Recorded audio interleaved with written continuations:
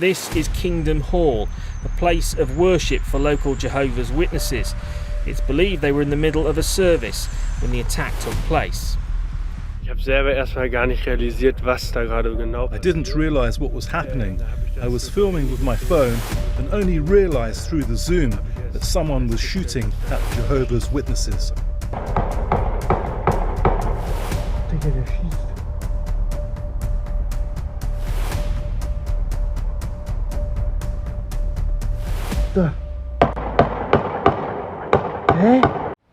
This weekend on Difficult Childhood, we take apart the rest of the story and uncover how the governing body's policy, as laid out in the Shepherd the Flock of God, that's the Secret Elders Manual, contributed directly to this mass shooting that killed 8 Jehovah's Witnesses and 1 unborn child. So we're going to be considering the shooting that took place in Hamburg, Germany in March of 2023, how it could have been prevented if the elders or the governing body had gotten involved in the correct way, not been as reckless, shown less arrogance. Hopefully the whole thing could have been prevented. Agreed. And we're going to look into the Shepherd the Flock book, what the organization, what the governing body tells elders to do in cases of extreme distress, when people are in that a real bad place. And I was shocked at the absolutely useless methods that they employed and how they have a small paragraph on that, but of course pages and pages on anything that has to do with sexual things or anything like that. Of course, that needs to be completely taken apart if a member breaks their rules that way. So the perpetrator was identified as Philip Fuss. He's a 35-year-old man, former member. It didn't specify how he left the organization, whether he was removed or whether he was disassociated. It didn't specifically say. Okay, since we recorded this episode, we've actually bumped into a little bit more information, and I wanted to make sure this got included as well. Falon and I were just talking on the phone, and there was actually a press conference that we didn't know about when we were recording. And let me pull up the information here. This is Michael Sifidaris, and he is the local spokesperson for Jehovah's Witnesses. And of course, he made some very, supportive expressions, appreciation for the police, for the fire department, for the local people, and of course, feelings for the victims and their relatives and supportive comments there. But he says something real sneaky at the end of his press conference. And this is, again, a Hamburg police press conference on Friday, March 10th of 2023, just a couple of days after this mass shooting. He says, the suspected perpetrator named was not somebody who was disfellowshipped or excluded from the congregation, as we hear from the Venterhude congregation. He left the congregation on his own accord. Isn't that interesting?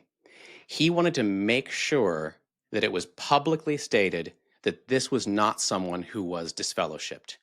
Now, I don't know how you feel about this, but I think there is absolutely no way that the local spokesperson for Jehovah's Witnesses didn't contact the branch, the legal department in Selters, Germany, to find out what he should include on this press conference. There's no way he didn't do that. And because look at what that sentence does. It makes sure that the organization, we've got people not liking our disfellowshipping policy.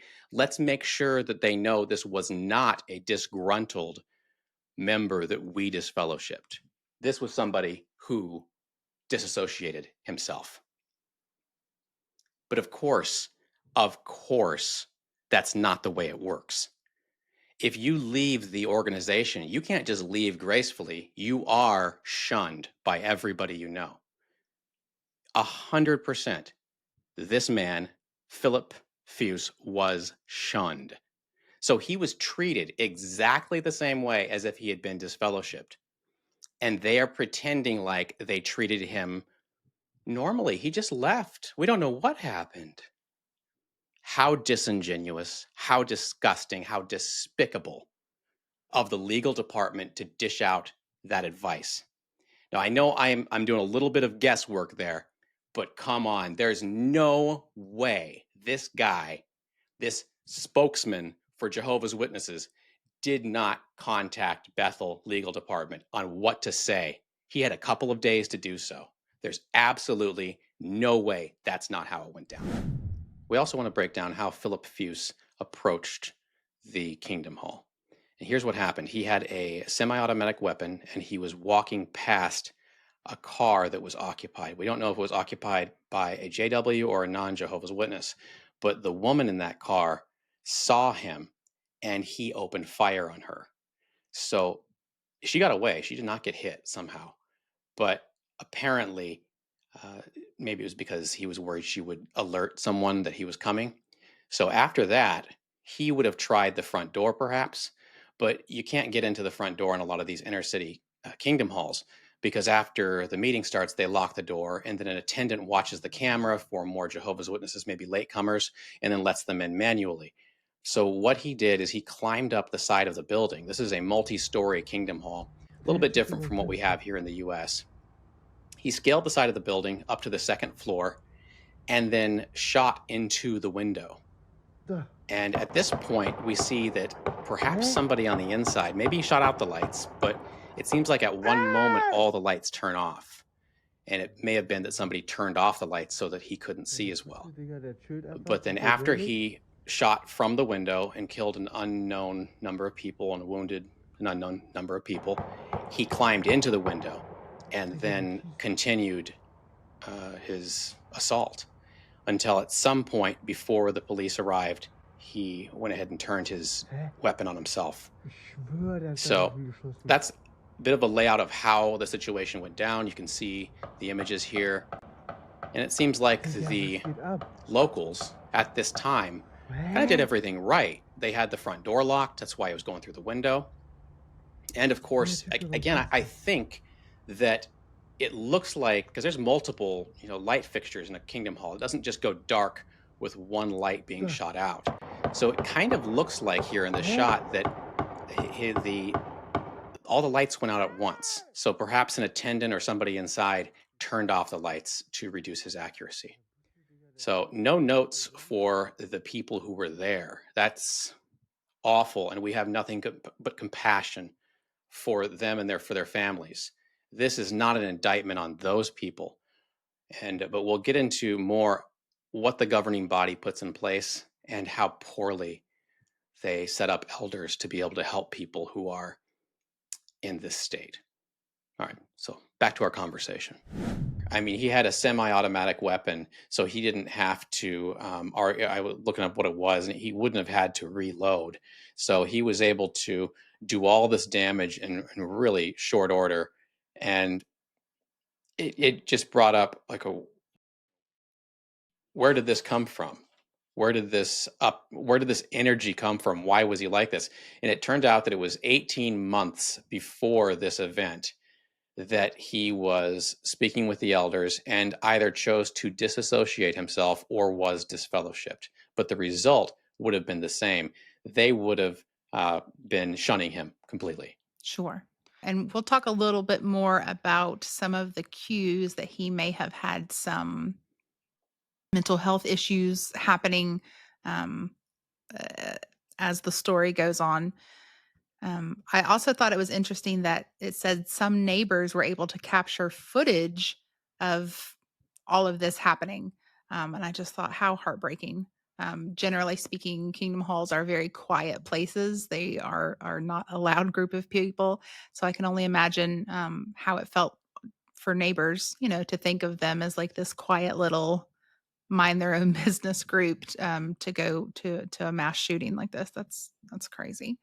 I mean, that's a tremendous death toll, but there were only 36 people physically in attendance at the time of the shooting. And I think a lot of this came from post-COVID. Not a lot of people were back yet. And in fact, I think a lot of people still don't. I have a friend of mine who is still one of Jehovah's Witnesses. We are on friendly speaking terms, but he's physically in, mentally out. And he was talking about even now, there are still many people are online. So what happened here was that he fired a total of 135 rounds, and we saw the numbers of the people that he killed, but only 36 people were actually in the building. So Wow. and maybe the online watching, maybe that actually did. I think that definitely did Sure. reduce the death toll and the injuries here.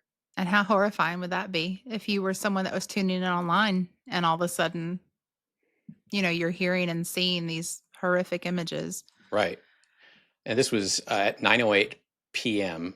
that the police responded to the emergency call. So this happened around 9 p.m. This would have been their midweek meeting. They would have been pretty close to wrapping up, and that's when he chose to go in. So, something interesting that I read on Wikipedia, it said that in 2022, Mr. Foos self-published a book called "The Truth About God, Jesus Christ, and Satan: A New Reflected View." In the book, he talks about these prophetic dreams that he had. He claimed to have visited hell for 3 years and said that he had angelic audiences and angelic fans. And made some claims about how he believed that the invasion of Ukraine by Russia was a way for Ukraine to be cleansed. Obviously, outlandish standpoints on several things. A couple of things I think are interesting. Even by Jehovah's Witness ideology, these claims about other dimensions and spending years in hell and angelic audiences and angelic fans, even if you are a person of faith, by Jehovah's Witness standards, this is ridiculous. So we're not discrediting anyone's spiritual experience, but even the way that he was raised, they do not coincide. On his own website, apparently he had his own website, he said that he was a business consultant who grew up in a, quote, strict evangelical household. So I don't know whether that is to say that he was raised as one of Jehovah's Witnesses, or maybe he just grew up in a general religious household and then maybe became a member later in life. We're not sure. And part of it, why we have limited information on that aspect, is that he killed himself just a few minutes later after committing this atrocity. It is interesting that he was publishing. He had already self-published this within a couple of months of being this book you were talking about, within a couple of months of either disassociating or being disfellowshipped and then being shunned. So he. No doubt there were, and we don't want to speculate much because we want to base our statements on fact, but no doubt they had some interesting elders meetings. Whether you're Sure. disassociating or disfellowshipped, there are almost always elders meetings. And this is, if you wonder why the elders did not render any aid for mental health issues, you need only look over at the Shepherd the Flock of God book. This is the Elder's Manual, as I'm sure a lot of you know. It's the secret Elder's Manual that nobody else who's not an elder can have or know about. But thanks to the internet, that secrecy is completely ruined. I remember we weren't even allowed to go into my dad's meeting bag when I was a kid. He was an elder, and that was where the sacred Elder Shepherd the Flock of God book was. And Right. we were not even allowed to look at it. It was and there's also files in there were confidential, we were always told. So this is where the elders are instructed on how to handle these things. This is the closest thing. It does not even give, at any point in this book, does not give the elders the tools to deal with somebody who is threatening violence against someone else. But this is the paragraph on if someone who is accused and getting into a judicial meeting, very stressful process, being accused, possibly having all your family ripped away from you, all your friends being shunned, that's all on the table. Now, if somebody at that point, of course, now they're also extremely filled with shame because this organization has told them whatever they've done is incredibly shameful, when in most situations it's not. A lot of consensual adult relationships, those are all shameful. But of course, In this situation, it says that if a person threatens, in judicial cases where the accused threatens this, it may be best for the committee to suspend the hearing to focus on helping him regain his balance. Now, here is how they help them regain their balance. Again, we have one paragraph on this, how to help someone who is threatening. And if it's pretty brief here. They should assure him of the committee's desire to help him. Come on, we want to help you. Then broach the subject of depression and suicide using the scriptures and Bible-based publications. Proverbs 3:11, 4:13, Hebrews chapter 12. We'll pull them up on the screen. Depending on his emotional state, like if it's a real bad emotional state is the implication, it may be best to do this a day or two later.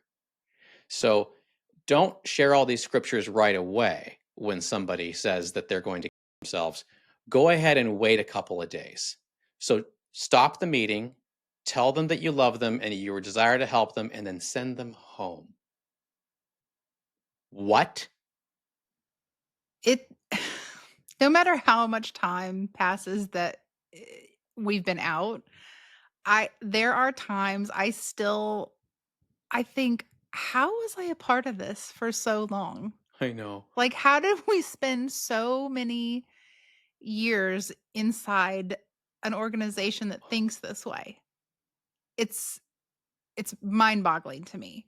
And we've said before, like, mental health issues are near and dear to both of our hearts. That was a big motivation for starting this channel when we read so many stories and so many statistics about witnesses and ex-witnesses that inflict harm to themselves because they're not able to handle the trials that come on an emotional and mental level being part of this organization, and they're not given the support that they need by leadership of the organization. So the fact that a topic as serious as this, as self-harm, they're just saying, oh, let them cool off a little bit and then try again. It's amazing. It's this Unreal. notion that there's nothing that could possibly come from a therapist that the elders who just hold down regular jobs and have no mental health training couldn't possibly handle. Well, because they have God behind them. And whenever you have God behind you, you suddenly have all this authority. And of course, there's no knowledge, there's no true understanding. It continues here. So the Judicial Committee should avoid prolonging the case unnecessarily, as this can cause stress for the accused. So they acknowledge that their process of the disfellowshipping or disassociation process can stress this person out. Absolutely. They should take notes for the confidential file, outlining the dates of their conversations and the scriptures and articles that were shared. They should sign it and place it in a file for the case. The Judicial Committee should communicate with the branch office if there are questions about a certain case.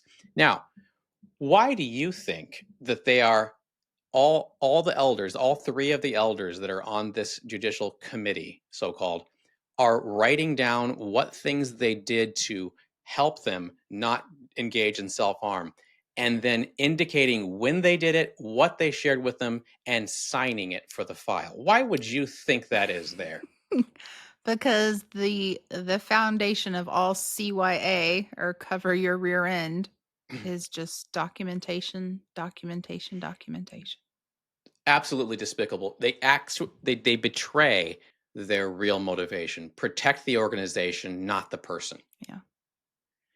And so we don't know what happened in the meetings with Philip, but we do know this was the guide that was used. Sure.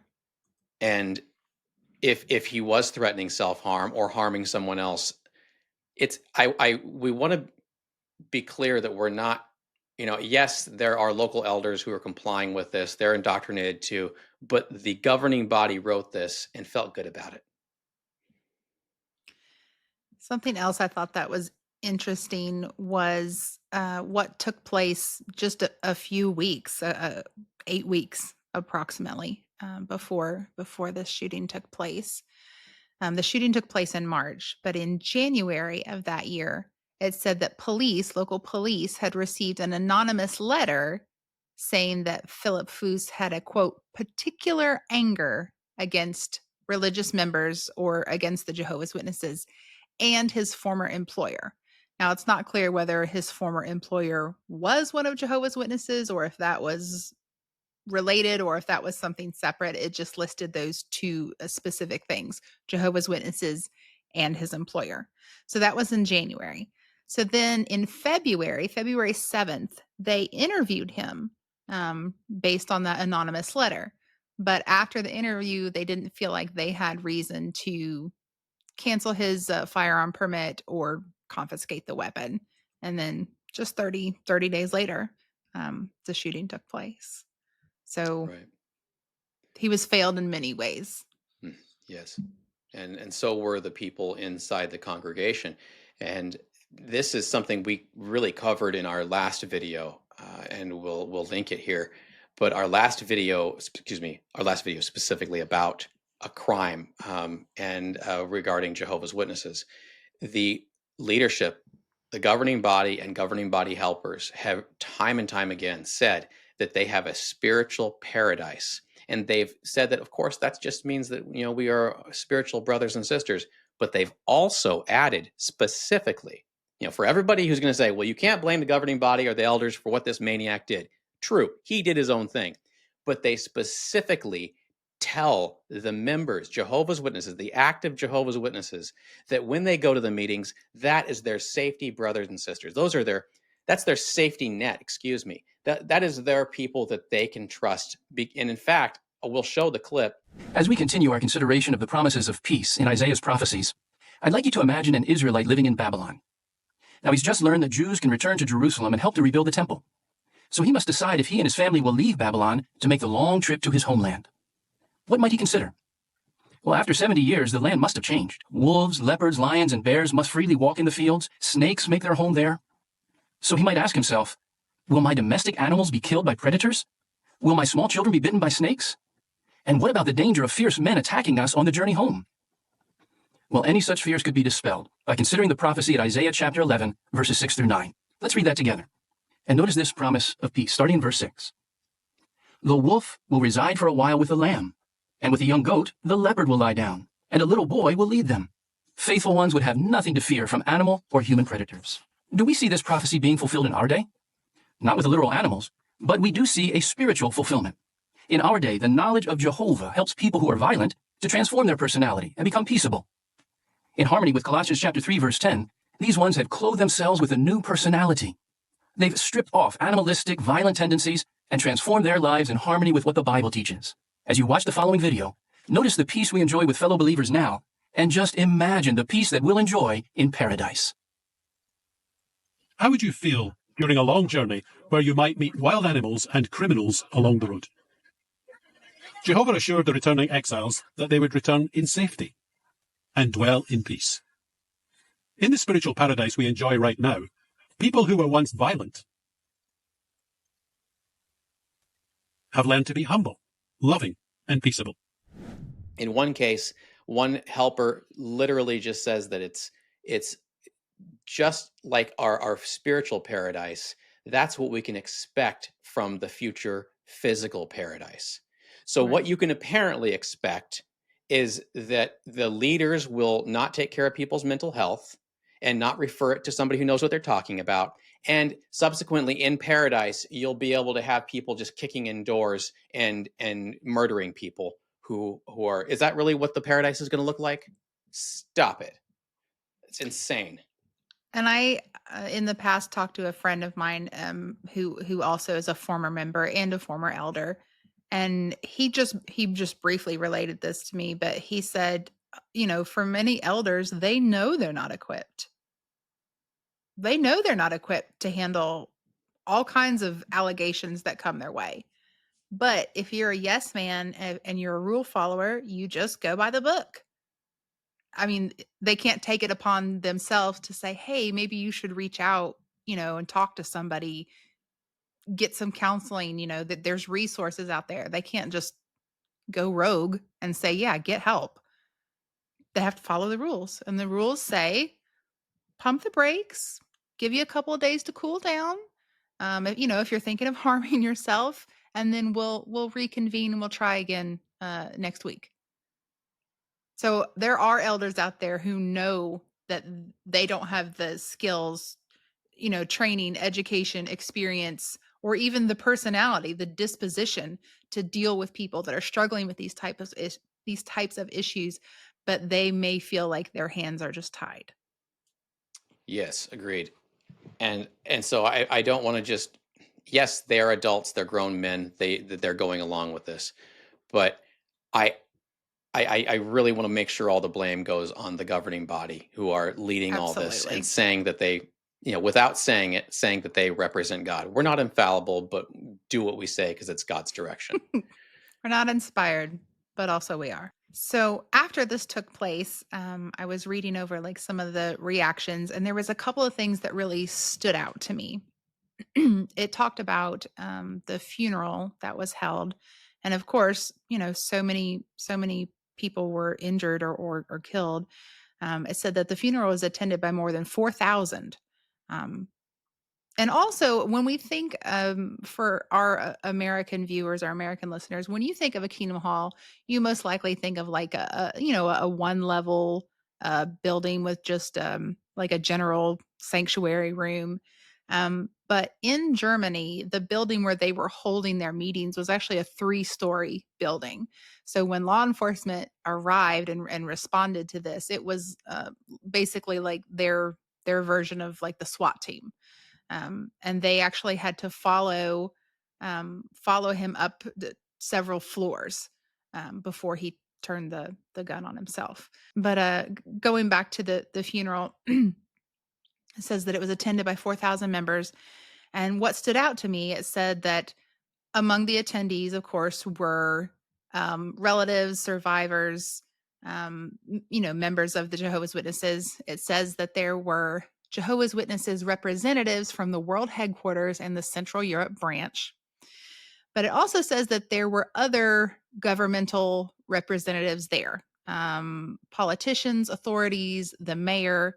And then it said that the Archdiocese of Hamburg, the Catholic Church, Protestant Church, the Lutheran Church, all these churches, they all held an ecumenical memorial. And the ecumenical ideology is the belief that Christian denominations, even though they may be different from each other, ecumenicalism is the belief that they should find more ways to work together, to develop closer relationships between their churches or between their denominations, to promote Christian values and Christian principles. And as a believer, I love that idea because even in the Bible, there was times that when the apostles were talking to Jesus, wanting to distance themselves from other believers, Jesus said, if they're not against us, they're for us. So even though we may be different from each other, that doesn't mean that they are our enemies. So the Archdiocese issued a letter just condemning what happened, expressing their sympathies. And then, like I said, all these other denominations got together and held like a memorial, just mourning the attack on not just the individuals, but on people of faith in general. And I thought that was really beautiful. But then at the end of this paragraph, under the heading of reactions on the Wikipedia page, it said that representatives of the Jehovah's Witnesses supported the commemoration, but did not take part themselves. And that just breaks my heart that was obviously a beautiful gesture. But to know that they wouldn't take part, and that if the roles were reversed, if the shooting had happened in a Lutheran church or a Protestant church or any church, I've never heard of witnesses, issuing a public statement, denouncing violence against parishioners. And I certainly have never heard of witnesses offering any kind of, commemoration of life or memorial services for anyone other than their own members. So it makes me so sad because it just further drives that wedge. It's us, them, even though we're all Christians, we're not the same. It's such a terrible thing.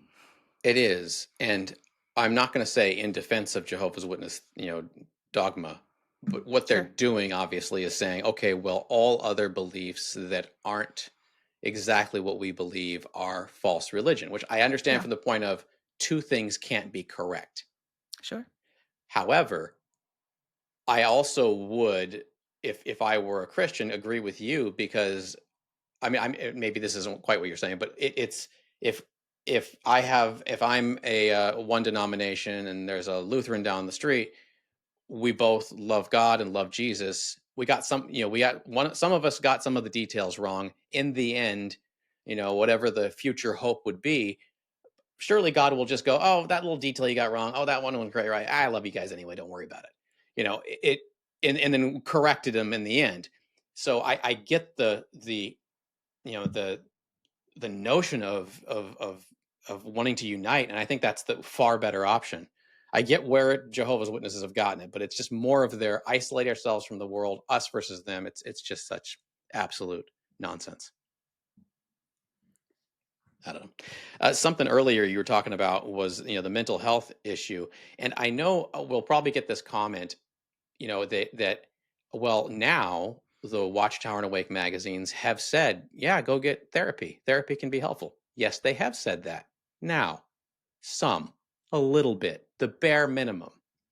But back when I was a kid, I remember my dad explain. I asked, I think I was a teenager. I asked why that, the therapy was, oh, well, we don't do therapy because, I mean, it's basically saying, is God's hand, cut short, that type of thing. Is he unable to fix all the things?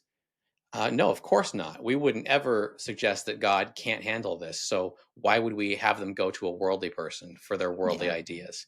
And Elders told me the same thing. oh, did they? Okay. Well, that's exactly the attitude they had for over a century.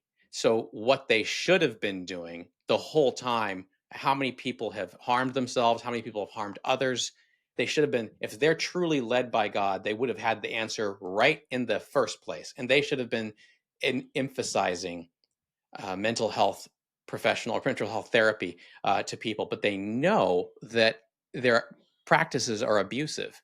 Yes. And when you go to a therapist, the therapist just might say, part of the problem is that you're in a high control group. Yeah, it's risky.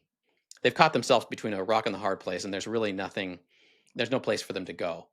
Yeah. But here we have yet another example of the organization says, until very recently, don't get therapy, and gives the elders this book that I'm looking on my other screen here that literally has one paragraph over, I believe, a couple hundred pages, one paragraph on what to do if somebody threatens violence against themselves. And in this case, you could apply toward others. Sure. That's it. And and don't get mental health assistance. This is insane. And this organization, and that is why this organization should be responsible. So now if anybody comments, well, the elders, well, they don't do that. They're not mental health professionals, which inevitably they Yes. will, because that comment happened like 20 times in the last video. Yeah, we know they didn't watch the video. That was crazy to me. In our previous true crime video about Whitney Heichel,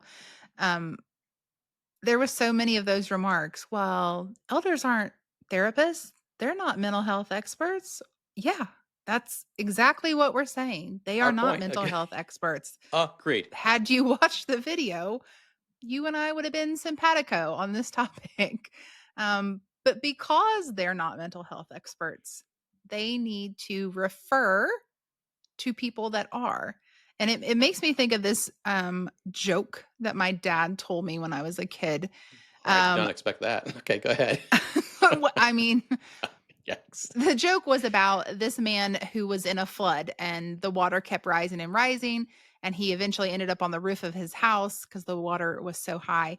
And a rowboat came by and they said, hey, get in, like I'll take you to dry land. And he said, no, God's going to save me. And then a little while later, a helicopter came and they threw a ladder down to him and they said, climb up the ladder, like we'll take you to safety. And he said, no, no, God's going to save me. I'm staying here. I'm doubling down. And then finally the last boat came by and they said, buddy, like, you're not going to make it. This is the last boat. Like, please get on. And he said, nope, I'm not doing it. And he would not get on, and the boat left him. So the water was up to his chin and he knew he wasn't going to make it. And he was like calling out to God, and he said, God, why did you forsake me? And then this voice boomed from above, and he said, you idiot, I sent you 2 boats and a helicopter. So yes, I feel like those tools are available for a reason. That's not like, I don't understand any reality where people could think that it's a flaw in your faith to seek out help, to keep yourself healthy, to protect the body that God gives you. Right. Mentally and physically. It's madness to me. It calls to mind Christian Scientists who won't take any medical treatment. It calls to mind Jehovah's Witnesses, even though if you take it apart, the blood doctrine is completely wrong for what the Bible says. Yes. No. Well, what if God is trying to send you help through a blood transfusion? Through a There's trained people- medical professional. Yeah, by a medical professional. And some God-loving person donated their blood. Here you go. And then they don't want to take it. So also, like we said in Whitney's episode, we discuss all this to say, keep your wits about you, stay safe. Don't necessarily go along with everything that you have been taught through childhood into adulthood if deep down it feels wrong. If some warning bell is going off inside of you, if you're seeing some red flag, don't suppress that. Don't put yourself in dangerous situations just because you think you don't have any other choice. And I know this isn't right for me as the atheist, but there's a scripture, maybe you can tell me, don't put your trust in men or earthly men or something like that. Mm. Well, don't put your trust in elders to keep you safe in the congregation. There could be somebody who is in a serious mental health crisis in your congregation or the next one over. You're a circuit and everybody's meeting together, and they could have just gotten disfellowshipped, and the elders didn't do anything, didn't report to police that there were a danger to themselves or to others, didn't help them in any practical way, didn't recommend mental health therapy, didn't recommend anything useful, literally just sent them home and said, cool your heels with your own automatic weapon at home for a few days, and then we'll reconvene. And maybe in this case, it took 18 months to bubble over. But you just don't know what the elders are doing with this bad advice they're getting from the governing body. And it could be happening in your own congregation. So the very best thing is to leave. And I've actually never, in all the video content I've watched, the people we've interviewed, the people we've talked to and messaged with, I've never, ever heard one person say, gosh, I wish I'd stayed longer in the organization of Jehovah's Witnesses. I really missed out by leaving earlier. Yeah. One more convention. That would have done it. That would have helped me out. I guess the point here is that this organization is not special. The governing body isn't special. They don't have special abilities to help people, and they don't have the answers, but they pretend they do, like most high control leaders. It's a disservice to members, people that are there for genuine reasons. So I would just, again, stay safe. Grew up in shadows, now I'm free. Dysfunction behind me, hope inside. New family found, safe and sound. Past was dark, but I'm not